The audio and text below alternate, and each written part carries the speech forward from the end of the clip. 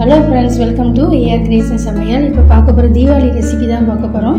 சூப்பராக ஈஸியாக நம்ம வீட்டிலேயே பாதுஷா எப்படி செய்கிறதுன்னு பார்க்க போகிறோம்। கண்டிப்பாக நீங்களும் இதே போல் செஞ்சு பாருங்கள்। இந்த தீபாவளி சந்தோஷமாக கொண்டாடுங்க। இது வரைக்கும் நம்ம சேனலை சப்ஸ்கிரைப் பண்ணிக்கோங்க। வாங்க சுலபமாக செய்யக்கூடிய ஈஸியாக செய்யக்கூடிய பாதுஷா எப்படி செய்கிறதுன்னு வீடியோவில் போய் பார்க்கலாம்। வாங்க இப்போ பாதுஷா எப்படி செய்கிறதுன்னு பார்க்கலாம்। அது பார்த்திங்கன்னா மைதா மாவு நம்ம அளந்து எடுத்துக்கலாம்। இப்போ மெஷரிங் கப்பில் பார்த்திங்கன்னா ஒரு 2 கப் அளவுக்கு மைதா சேர்த்துக்கலாம்।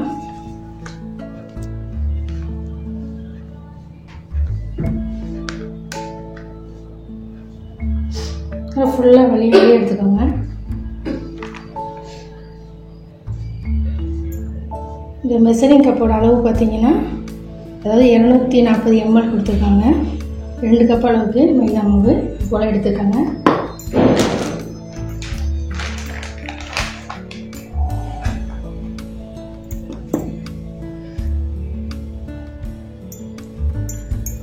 இப்போ இந்த நடுவில் பார்த்தீங்கன்னா இது போல் நான் ஒரு பல்லை வந்து இது மாதிரி பறித்து எடுத்துகிட்டு இதுக்குள்ளே ஒவ்வொரு பொருளை நம்ம சேர்த்தப்போ கலக்கிறதுக்கு ஈஸியாக இருக்கும்। ஒரே ஒரு பிஞ்சு வந்து சால்ட்டு சேர்த்துக்கோங்க।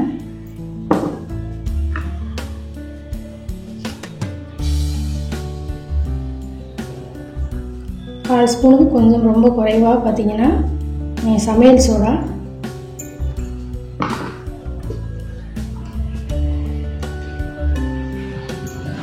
ஒரு ஸ்பூன் வந்து சர்க்கரை,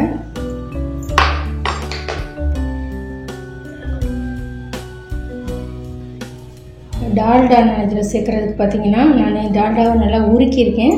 இப்போ நம்ம டால்டா பார்த்தீங்கன்னா சேர்த்துக்கலாம்।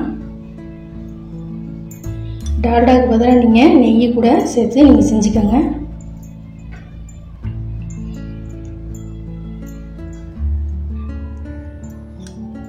ஒரு 7 ஸ்பூன் அளவுக்கு இந்த ஸ்பூனில் நான் டால்டா சேர்த்துருக்கேன்। டால்டா வேணாம் அப்படின்னா நீங்கள் இதை ஸ்கிப் பண்ணிக்கோங்க।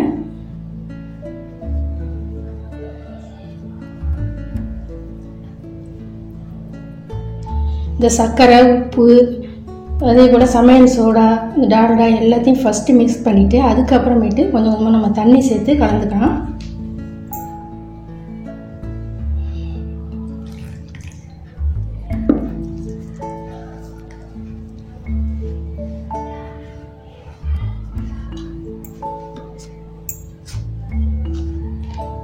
ஃபஸ்ட்டு மாவில் பார்த்தீங்கன்னா இந்த கலந்தது எல்லாத்தையும் மிக்ஸ் பண்ணிக்கோங்க।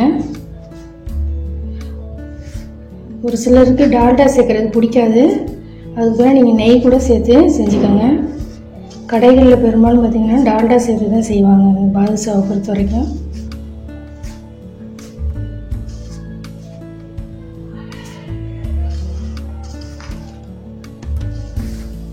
ரொம்ப சப்பாத்தி மாதிரி ரொம்ப பிசையக்கூடாது, நம்ம பிசைகிறதும் சரி கலக்கிறதுக்கும் சாஃப்டாக தான் நம்ம கலந்துக்கணும்। இப்போ தண்ணி சேர்த்துக்கலாம்।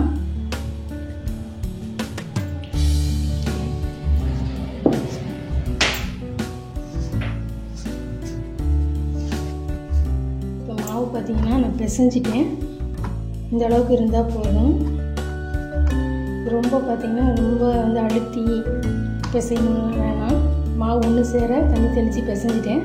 பிசைஞ்சோன்னா இது பார்த்தீங்கன்னா இந்த மாதிரி இருக்கணும், இந்த மாதிரி லேயராக இருக்கணும்। அப்போ தான் பாதுஷா உங்களுக்கு நல்லா வந்து ஜீராவில் ஊறுறதுக்கு கரெக்டாக இருக்கும்। இது அப்படியே ஒரு அரை மணி நேரம் கூட நம்ம இதை மூடி வச்சிடலாம்। இப்போ சுகர் சிரப்பு செய்கிறதுக்கு பார்த்தீங்கன்னா நம்ம 2 கப் அளவுக்கு மைதாவுக்கு 2 கப் அளவுக்கு ஜீனி சேர்த்துக்கலாம்।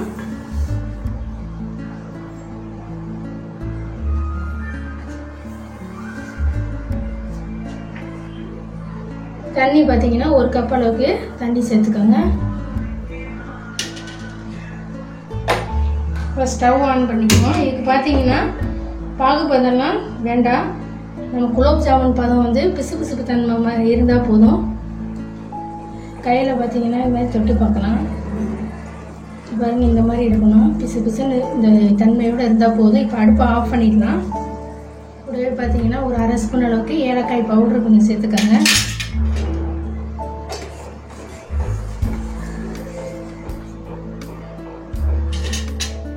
இப்போ ரெடி பண்ண மாவை நம்ம உருண்டைகளை நம்ம பிடிச்சிடலாம்।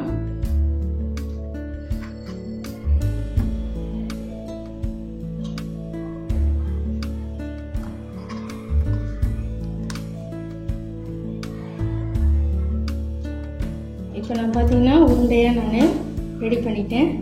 இப்போ நம்ம வந்து பாதுஷா சைஸ்க்கு நம்ம இது பண்ணிடுவோம். இந்த உருண்டையை லைட்டாக வந்து இது பண்ணிவிட்டு ப்ரெஸ் பண்ணிக்கோங்க. சென்டரில் பார்த்தீங்கன்னா பெருவிரலை வச்சு இப்படி அழுத்தினீங்கன்னா போதும்.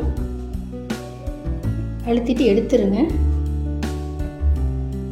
இப்போ பார்த்தீங்கன்னா எல்லாத்தையும் நம்ம பாதுஷாவாக ரெடி பண்ணியாச்சு. இப்போ பார்த்தீங்கன்னா ஸ்டவ்வில் பார்த்தீங்கன்னா கடாயில் எண்ணெய் சேர்த்துருக்கேன். எண்ணெயோட சூட்டு அளவு பார்த்தீங்கன்னா அதாவது ரொம்ப சூடாக இருக்கக்கூடாது. கொஞ்சமாக மாவு போட்டு பார்க்கலாம். மெதுவாக பார்த்தீங்களா எலும்பி வருது. இப்போ வந்து நம்ம வந்து அடுப்பை ஸ்லோவாக கம்மி பண்ணிக்குவோம். இப்போ ரெடி பண்ணியிருக்க பாதுஷா ஒன்று ஒன்றா நம்ம எண்ணெயில் சேர்த்துருவோம்.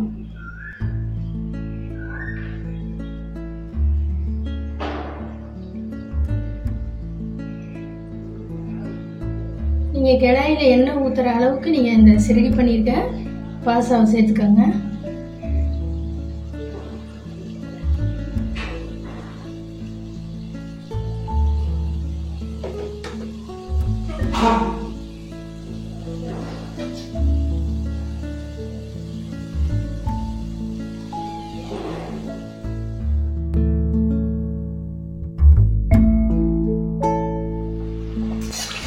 நல்லா கிறிஸ்பி ஆகிடுச்சு பாருங்கள். இதை நம்ம எண்ணெயை வடிச்சிட்டு எடுத்துக்கலாம்.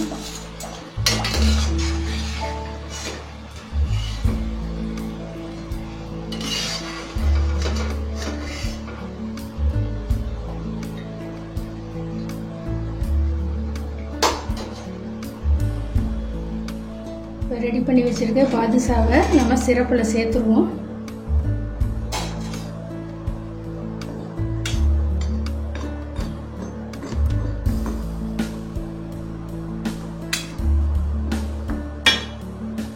நல்லா 2 சைடும் சிரப்பில் வந்து நல்லா திருப்பி விட்டுருங்க. அப்போ தான் நல்லா சிரப்பு பார்த்தீங்கன்னா பாதுஷாக்குள்ளே நல்லா இறங்கும்.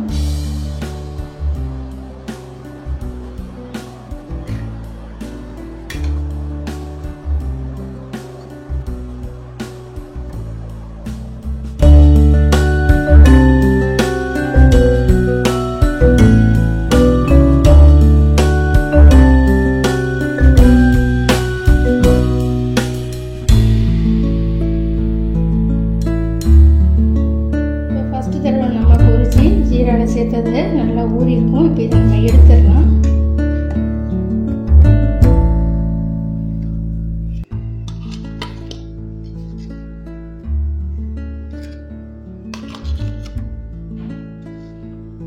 இப்போ 2வது பொரிச்சதையும் நம்ம ஜீராவில் சேர்த்துருவோம்.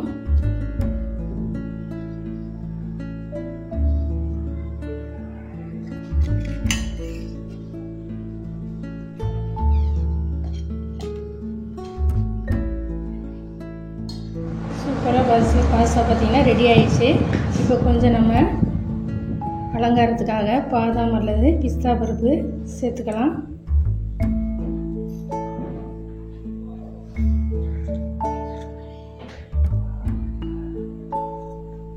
நம்ம விருப்பம் தான் இதெல்லாம் சேர்க்குறது. உங்கள்ட்ட முந்திரி பருப்பு இருந்தாலும் சும்மா அலங்காரத்துக்கு மேலே வந்து இது போல் பொடியாக நீங்கள் கட் பண்ணிவிட்டு சேர்த்துக்கோங்க.